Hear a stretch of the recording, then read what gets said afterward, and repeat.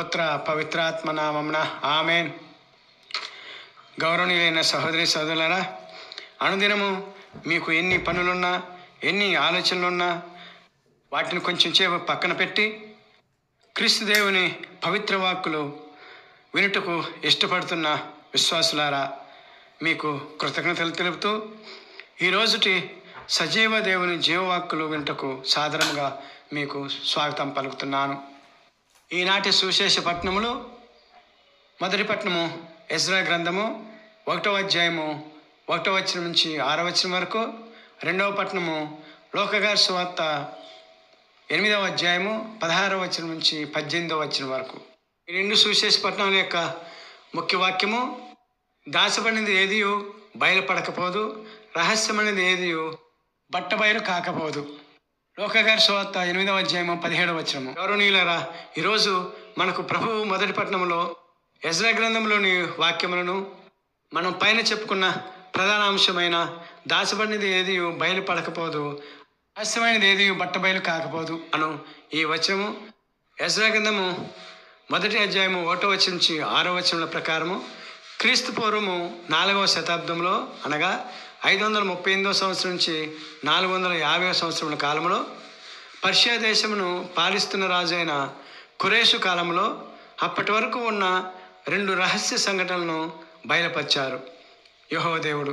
అవి ఏమిటంటే, మొదటిది, కురేషుకు తండ్రి దేవుడు ప్రేరణ ద్వారా తనకు యెరూషలేములో వివిధ కారణాల వల్ల కూల్చివేయబడినటువంటి యెరూషలేము దేవాలయమును పునర్నిర్మించమని, అందునిమిత్తమై చెదరగొట్టబడినటువంటి వివిధ ప్రాంతాల్లో చెదిరి ఉన్న ఇశ్రాయేలీయులను రప్పించమని చెప్పిన వచనమును చదువుతాం. అనగా రహస్యముగా చెదిరిపోయిన ఇశ్రాయేల్ ప్రజలను తిరిగి యెరూషలేమునకు రప్పించి పై వాక్యాన్ని కార్యరూపం దాల్పించారు. ఇర్మియా ప్రవక్త ద్వారా ప్రవచించినటువంటి ప్రవచన వాక్యమును రుజువు చేస్తూ తండ్రి అయిన యెహోవా దేవుడు. ఇక అదేవిధంగా సువార్తలో క్రీస్తు ప్రభువు 3 ఉపమానాలను ప్రతి మనిషి యొక్క వాస్తవ జీవితానికి అనువదించి పోల్చుకోవలసినటువంటి 3 ఉపమానాలను తెలుపుతున్నారు. వాటిలో మొదటి ఉపమానము లోకగారి సువార్త 8వ అధ్యాయము 16వ వచనంలో, ఎవడైనా దీపమును వెలిగించి దాని మీద మూత పెట్టడు, లేదా మంచం క్రింద ఉంచడు, లోనికి వచ్చు వారికి వెలుగించుటకై దానిని దీపస్తంభం మీద ఉంచును. ఈ వచనం ప్రకారము దీపాల లాంటి మన జీవితాలను తన జీవ శిలువ మరణ బలి ద్వారా మానవునిలో ఉన్న నిర్జీవ ఆత్మకు తన శరీర రక్తముల ద్వారా మానవుని ఆత్మలకు వెలిగిస్తున్నారు. అలా వెలిగించబడినటువంటి దీపములను మానవులు, అనగా క్రైస్తవులు, ఈ సమాజమును చీకటి గృహాన్ని, నీలో ఉన్న సజీవ దేవుని వెలుగును, దీపస్తంభమును నీ అనుదిన జీవితంలో నీతో గృహంలోను, నీ సహోదరి సహోదరులకు, బంధుమిత్రులకు, నీతోటి నీ చుట్టూ ఉన్న గృహస్థ సహోదరి సహోదరులకు నీ సత్ప్రవర్తన ద్వారాను, ప్రార్థన జీవితం ద్వారాను, అంతెందుకు క్రీస్తు ప్రభుని సజీవ లక్షణాలు అన్నిటినీ నీ హృదయ దీపములో పుణికిపుచ్చుకున్న నీవు క్రీస్తు ప్రభుని ప్రకాశింపజేయాలి. అయితే ఈ వాక్యంలో దీపస్తంభము మరియు దీపమునకు అర్థం ఏమిటంటే, ఈ వచనము మత్తయి సువార్త 5వ అధ్యాయము 15వ వచనము, మార్కు సువార్త 4వ అధ్యాయము 21వ వచనం నుంచి 25వ వచనంలో దీపము లేక వెలుగు సాదృశ్యంగాను, ఇంకా పూర్తి అర్థము కావాలంటే నిర్గమకాండము 10వ అధ్యాయము 23వ వచనంలో దేవుడు తెలియచేస్తున్నాడు. అది జరిగిన కార్యము ఏమిటంటే, ఇశ్రాయేల్ ప్రజలను బానిసత్వం నుంచి విడిపించుటకు మోషేను తండ్రి దేవుడు ఐగుప్తు దేశపు ఫారో చక్రవర్తి ముందు యెహోవా దేవుడు పంపిన 9 అరిష్టములలో ఒకటి అయినటువంటి చీకటి అరిష్టము. ఈ యొక్క చీకటి అరిష్టమును ఐగుప్తు దేశంలో తండ్రి అయిన యెహోవా దేవుడు 3 రోజుల పాటు కటిక చీకటిని పంపారు. ఆ 3 రోజులు ఐగుప్తులు ఎవ్వరునూ కాలు కదుపుటకు కూడా కనిపించినటువంటి కటిక చీకటిలో వారు జీవించారు. కానీ ఇశ్రాయేల్ ప్రజలకు మాత్రం వారు ఉన్న చోట మాత్రమే వెలుగును ప్రకాశింపజేశారు తండ్రి అయిన యెహోవా దేవుడు. అలాగే ఈ ఆధునిక కాలంలో క్రీస్తు ప్రభుని హృదయంలోనికి స్వీకరించిన వారంతా వెలుగు దీపాలు అని ఈనాటి సువిశేషంలో మొదటి ఉపమానం యొక్క అర్థం. ఇక 2వ ఉపమానానికి వస్తే, ఈ యొక్క 17వ వచనంలో దాచబడినది ఏది బయలుపడకపోదు, రహస్యమైనది ఏది బట్టబయలు కాకపోదు అని ఈ వచనాన్ని మనం ఒక మాటలో చెప్పాలంటే నిజాయితీగా ఉండమని దీని యొక్క అర్థం.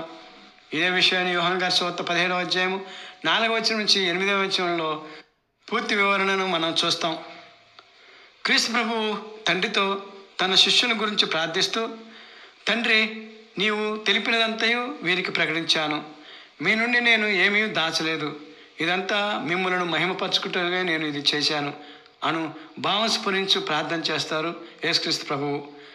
తద్వారా సర్వ మానవాళికి తన వలె తండ్రి దేవునికి నిజాయితీగా ఉండవలను అంటున్నారు క్రీస్తు ప్రభువు ఈ వాక్యం ద్వారా. ఇలా చేయటం వలన తండ్రి దేవుడు క్రీస్తు ప్రభువుని అత్యున్నత స్థానానికి హెచ్చించారు అని పునీత పౌలు గారు ఫిలిప్పీలకు రాసిన పత్రిక 2వ అధ్యాయము 9వ వచనం నుంచి 11వ వచనంలో అన్నారు. అంటే ఈ వచన భావం ఏ వ్యక్తి అయినా నిజాయితీగా క్రీస్తు ప్రభునిలాగా ఉంటే వారు హెచ్చించబడతారు. ఉదాహరణ, భార్య భర్తకు విధేయిస్తూ, భర్త భార్యకు విధేయిస్తూ, ఒకరికొకరు విధేయిస్తూ కుటుంబ జీవితము లేక వివాహ బంధుత్వాన్ని నిజాయితీగా కొనసాగిస్తే లేక జీవిస్తే వారి అన్యోన్య జీవితాన్ని తండ్రి దేవుడు దీవించి వారిని వివాహ జీవిత ఫలాలతో హెచ్చిస్తారు. అలాగే బిడ్డలు తల్లిదండ్రులకు విధేయిస్తూ, పెద్దలను గౌరవిస్తూ, బంధువులను స్వీకరిస్తూ, ఎదుటివారి ఎడల ఆదరణపూర్వకంగా జీవించినట్లయితే అటువంటి కుటుంబమును దేవుని దీవెనలతో నింపుతానంటున్నారు. పెద్దల ఆదరణతోనూ బంధువుల పలకరింపుతోనూ వర్ధిల్లింపజేస్తానంటున్నారు. ఆ కుటుంబము రహస్య దాపరికాలు లేని కుటుంబంగా వర్ధిల్లింపజేస్తానంటున్నారు తండ్రి అయిన దేవుడు. అదేవిధంగా ఆధ్యాత్మిక జీవితంలో కూడా ప్రతి క్రైస్తవుడు దేవాలయంలో ఒక విధంగానూ దేవాలయం వెలుపల మరొక విధంగానూ ఉండవద్దంటున్నారు. ఇక 3వ ఉపమానానికి వచ్చినట్లయితే క్రీస్తు ప్రభువు చెప్పిన 3వ ఉపమానము, ఉన్నవానికి ఇయ్యబడును, లేనివానికి తనకు ఉన్నది కూడా తీసివేయబడును అని అంటున్నారు. ఈ ఉపమానంలో ఉన్నవానికి ఇవ్వబడును, లేనివానికి తనకు ఉన్నది అని అనుకున్నది కూడా తీసివేయబడును అను ఈ ఉపమానంలో క్రీస్తు ప్రభువు ఉన్నవానికి మరి ఎక్కువగా ఇవ్వబడును అను విషయానికి అర్థం ఏంటి అని ప్రశ్నించుకుంటే కొంచెం క్లూ ఇస్తున్నట్లుగా మార్కు సువార్త 4వ అధ్యాయము 24వ వచనంలో ఈ విధంగా అంటున్నారు. మీరు ఏ కొలతతో కొలుస్తారో అదే కొలత మీకు ఇవ్వబడుతుంది, ఇంకా ఎక్కువగా ఇవ్వబడుతుంది అని తెలుపుతున్నారు. అంటే మనం సమాజంలో ఎదుటి వ్యక్తితో మెలుగు విధానాన్ని బట్టి, ఆపదలో ఉన్న వారిని ఆదుకునే విధానాన్ని బట్టి దేవుని యొక్క దీవెనలు ఉంటాయంటున్నారు. అంటే ఒక్క విషయంలో చెప్పాలంటే మనం ఏమి విత్తుతామో అదే కోస్తాము అని పునీత పౌలు గారు గలతీయుల పత్రిక 6వ అధ్యాయం 7వ వచనంలో చెప్పినట్లుగా, నిన్ను నీవు మోసపుచ్చుకోకు, ఎప్పుడూ నీవు దేవుని హేళన చేయలేవు, దేవుని మోసపుచ్చలేవు అని దీనికి అర్థం ఇచ్చేటట్లుగా పునీత పౌలు గారు చెప్తున్నారు. వచనం ద్వారా ప్రతి మానవునికి జీవిత పరమార్థాన్ని తెలియజేస్తున్నారు. ఎలాగంటే నీవు క్రీస్తుని నమ్మి విశ్వసించి రక్షణ పొందితే పరలోకంలో నీకు క్రీస్తుచే ఆహ్వానం ఉంటుంది, లేకుంటే నరకలోకానికి అధిపతి అయినటువంటి సాతాను చేత నరకాగ్నికి ఆహ్వానం ఉంటుంది. మరి ఈ 18వ వచనం చివరిలో నీకున్నది కూడా నీ నుండి తీసివేయబడును అను వాక్యమునకు అర్థం ఏమిటి అని మనం ప్రశ్నించుకోవచ్చు. దీని అర్థం ఏమనగా ప్రతి మనిషికి దేవుడు రక్షణ పొందుటకు అవకాశం ఇస్తారు, కానీ ఆ అవకాశంను నీవు సద్వినియోగపరుచుకున్నట్లయితే నీకు ఇచ్చిన అవకాశాన్ని నీ నుండి పూర్తిగా తీసివేస్తారు. అంటే ఒక రైతు తన పొలంలో వేసిన ఫలించవలసినటువంటి మొక్కకు పాదు తీసి నీరు పోసి ఎరువేసి అన్ని అవకాశాలు ఇచ్చిన ఆ మొక్క ఫలించకపోయినట్లయితే దానిని వేరులతో సహా పెరికివేసి కాల్చివేస్తారు. ఆ విధంగానే ఈ రక్షణ పొందని మానవుని కూడా అదే చేస్తారు తండ్రి అయిన దేవుడు. గౌరవనీయులైన సహోదరి సహోదరులారా, ఈ విషయాన్ని నిన్న ఆదివారం సువార్తలో కూడా మనం విన్నాం. లోకగారి సువార్త 16వ అధ్యాయము 1వ వచనం నుంచి 13వ వచనంలో చూపు కలిగినటువంటి గృహ నిర్వాహకుడు అనే ఉపమానం ద్వారా, అనగా ప్రతి మనిషి తన భౌతిక జీవితం కన్నా ఆత్మ జీవితంపై ఒక అవగాహన కలిగి ఉండి దాని భవిష్యత్తు జీవితం గురించి కూడా ఆలోచించాలి. క్రీస్తు వెలుగులో ప్రవేశించి వెలుగుకు సంబంధించిన వారముగా జీవించాలి, ఆత్మను కాపాడుకోవాలి.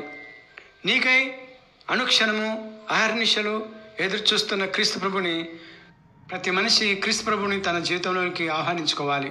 అప్పుడే మనిషి, ఇప్పుడు మనం ధ్యానించుకున్నటువంటి 3 ఉపమానాలలాగా జీవించగలడు. అవి ఏమిటంటే, ఎవడైనా దీపమును వెలిగించి దాని మీద మూత పెట్టడు, లేదా మంచం క్రింద ఉంచడు. లోనికి వచ్చు వారికి వెలుగునిచ్చుటకై దానిని దీపస్తంభంపై ఉంచును. రెండవ ఉపమానము, దాచబడినది ఏది బయలుపడకపోదు, రహస్యమైనది ఏది బట్టబయలు కాకపోదు. మూడవది, ఉన్నవానికే ఇవ్వబడును, లేనివానికి తనకు ఉన్నది అని అనుకున్నది కూడా తీసివేయబడును. కనుక మీరు ఎట్లు వినుచున్నారో గమనింపుడు అను ఈ ఉపమానాలను మనం కార్యాచరణలో పెట్టి క్రీస్తు ప్రభువుకి మహిమ తెచ్చిపెట్టే విధంగా జీవిస్తూ మన జీవితాలను సార్థం చేసుకునే అవకాశం ఉంటుంది. గౌరవనీయులైన సహోదరి సహోదరులారా, ఇక ఈ యొక్క సందేశాన్ని చిన్న ప్రార్థన ద్వారా ముగించుకుందాం. పిత పుత్ర పవిత్రాత్మ నామమున ఆమేన్. పరమ పావనుడా, క్రీస్తు ప్రభువా, విశ్వ సృష్టికర్త అంకురమా, దావీదు వంశాంకురమా, సర్వమానవాళి పాప పరిహారకుడా, కనికరించండి ప్రభు. ఈరోజు మాకు మీరు అనుగ్రహించిన 3 ఉపమానాలు మానవుని వివిధ జీవిత విధానాలను తెలుపుతూ, ఈ 3 జీవిత విధానాలు మా అనుదిన జీవితము మీ నుంచి దూరముగా ఉన్నదని గ్రహిస్తున్నాము తండ్రి.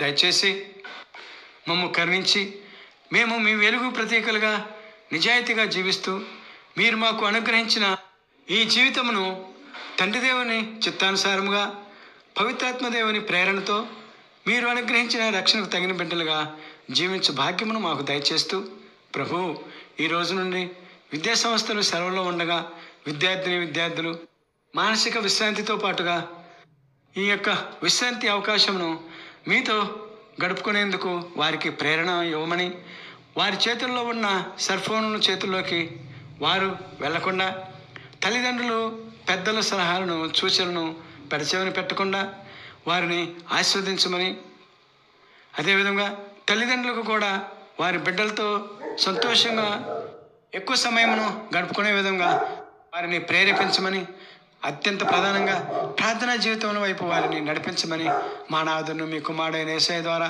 మేము ప్రతిమాని ప్రార్థిస్తున్నాం తండ్రి. ఆమెన్. పిత పుత్ర పవిత్రాత్మ నామమున ఆమెన్.